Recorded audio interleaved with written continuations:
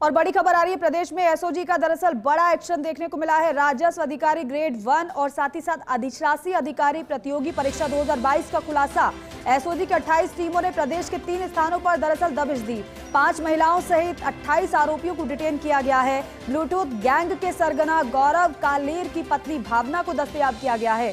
प्रदेश के नागौर, चुरू, जयपुर, हनुमानगढ़, बीकानेर, जोधपुर और सीकर में की है एसओजी ने कार्रवाई। अब सभी आरोपियों को लाया गया है एसओजी मुख्यालय जयपुर। एसओजी के अधिकारी कर रहे हैं आरोपियों से पूछताछ। इससे पहले जिस बात की हम जानकारी आपको दे रहे थे, एसओजी पूरे एक्शन मोड में नजर आ रही है। आरोपियों को जयपुर लाया गया है एसओजी मुख्यालय। ज्यादा जानकारी देंगे इस पर सत्यनारायण शर्मा, हमारे सहयोगी। सत्यनारायण, क्या जानकारी, किस तरीके से पूछताछ इनसे अब की जाएगी आगे?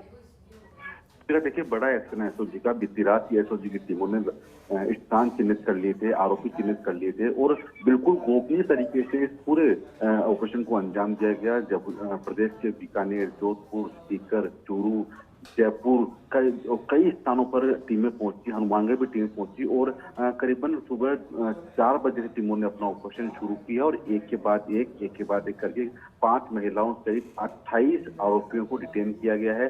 डिटेन करने के पश्चात उनको जयपुर लाया गया है। इस पूरी गैंग के अंदर दीपिका ब्लूटूथ गैंग का जो सरगना है उसकी पत्नी भी शामिल है और कई लोग ऐसे हैं जिन्होंने ठम्मी कंडे पटाखे दोनों परीक्षाओं के अंदर पास हुए हैं। यानी कि एसओजी लगातार इस परीक्षा को लेकर इसके पीछे रखी हुई थी और 2022 की जो पेपर लीक में खुलासा हुआ है तो ये बात भी सामने आ रही है कि 28 के अलावा और कई अभ्यर्थी और कई लोग ऐसे हैं जो कि एसओजी के रडार पर है। लेकिन अब एसओजी मुख्यालय में पूछताछ शुरू हो गई है और आमने सामने बैठा कर जब पूछताछ शुरू होगी तो आज देर रात तक इस पूरे प्रकरण के अंदर और भी गिरफ्तारियां होने की संभावना जताई जा रही है। फिलहाल हमें रात का इंतजार करना पड़ेगा। खुद ADG SOG ATS VK Singh इस पूरे मामले के अंदर ब्रीफ करेंगे। उनका साफ कहना है कि इस परीक्षा के अंदर भी भारी मात्रा के अंदर डमी कैंडिडेट बैठे थे जिन्होंने फर्जी तरीके से परीक्षा पास की है। ऐसे में अब जो लोग परीक्षा पास हो चुके हैं उनके ऊपर भी एसओजी लहर में है तो उनसे पूछताछ की जाएगी। लेकिन 28 आरोपियों को एक साथ